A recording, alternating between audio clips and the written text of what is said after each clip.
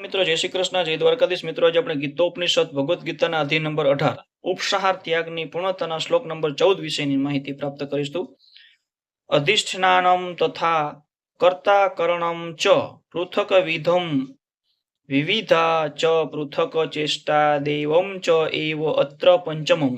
અર્થાત કર્મનું સ્થાન કરતા વિભિન્ન ઇન્દ્રિયો, અનેક પ્રકારના પ્રયાસો અને અંતે પરમાત્મા આ 5 પ્રકારના કારણ છે. અધિષ્ઠાનમ શબ્દનો નિર્દેશ શરીર પ્રતિ છે. શરીરમાં રહેલો આત્મા કાર્ય કરે છે, તેથી કર્મના ફળ નીપજે છે અને તેથી જ તે કર્તા કહેવાય છે. આત્મા જ જ્ઞાતા તથા કર્તા છે એવો શ્રુતિમાં ઉલ્લેખ થયો છે. એ સહી દ્રષ્ટા સ્રષ્ટા વેદાંત સૂત્રમાં પણ અશોક્નો એવો તથા કર્તા શાસ્ત્ર તત્વા આ શ્લોક દ્વારા તે વિશે સમર્થ થયું છે કે કર્મના ઉપકરણ ઇન્દ્રિયો છે અને આત્મા તથા ઇન્દ્રિય દ્વારા જ વિવિધ કર્મો કરાવે છે.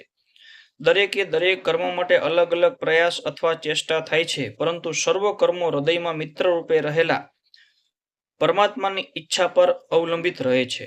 પરમેશ્વર જ સર્વોપરી કારણ છે. તેથી આ પરિસ્થિતિમાં જે મનુષ્ય અંતર્યામી પરમાત્માની દોરવણી હેઠળ કૃષ્ણ ભાવના યુક્ત થઈને કર્મ કરે છે તે કોઈ કર્મથી બદ્ધ થતો નથી. તે સંપૂર્ણપણે કૃષ્ણ ભાવના મૃત હોય છે. તેઓ અંતે પોતાના કર્મ માટે જવાબદાર રહેતો નથી. બધું જ પરમ ઈચ્છા પરમાત્મા પૂર્ણ પુરુષોત્તમ પરમેશ્વર પર અવલંબે છે.